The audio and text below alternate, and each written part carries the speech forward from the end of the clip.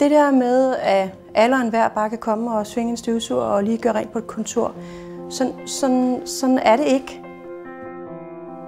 Træsbo bruger rigtig meget tid på at gennemgå arbejdsopgaverne med vores medarbejdere. De får den viden og det know-how, der gør, at de kan udføre den her opgave rigtig, rigtig godt på den måde, som vi har aftalt med kunden. Vi leverer rengøring til erhvervsvirksomheder, til private. Vi leverer vinduespolering og vaskeriservice. Jeg hedder Birgitte Træsbo. Jeg har været i servicebranchen i mere end 30 år. I dag driver jeg min egen servicevirksomhed, Træsbo AS. Det særlige ved Træsbo er vores medarbejdere.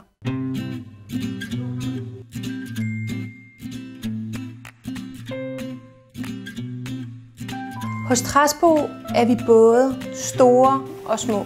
Vi er store, fordi vi er i stand til at byde på meget store, komplicerede serviceopgaver. Og vi er små, forstået på den måde, at vi stadigvæk er i stand til at agere som en lille virksomhed i forhold til vores opgaveløsning hos de store kunder. Fordi de oplever, at vi har noget personligt engagement, at den her kunde reelt betyder rigtig meget for Træsbo. De er rigtig glade for, mange af vores kunder, at de kan se, at vores medarbejdere har det godt, når de er på job. Og mange af vores kunder har også et rigtig godt forhold til vores medarbejdere, hvor de inkluderer dem, og det er dejligt at se. Servicebranchen er en hård branche. Det er fysisk hårdt arbejde. Det er på forskellige tidspunkter af døgnet. Så det kræver også, at man har en følelse af, at vi har brug for hinanden. At vi kan regne med hinanden. Både når det er sjovt, men også når det er hårdt.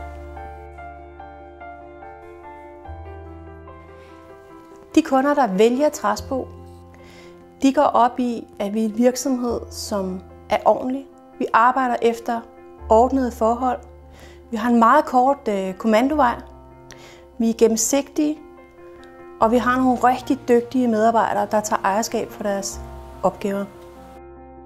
Men også det her med ansvar. Er jeg selv tilfreds med det arbejde, jeg har udført? At man kigger på det. Det her, det er bare rigtig godt. Jeg er tilfreds.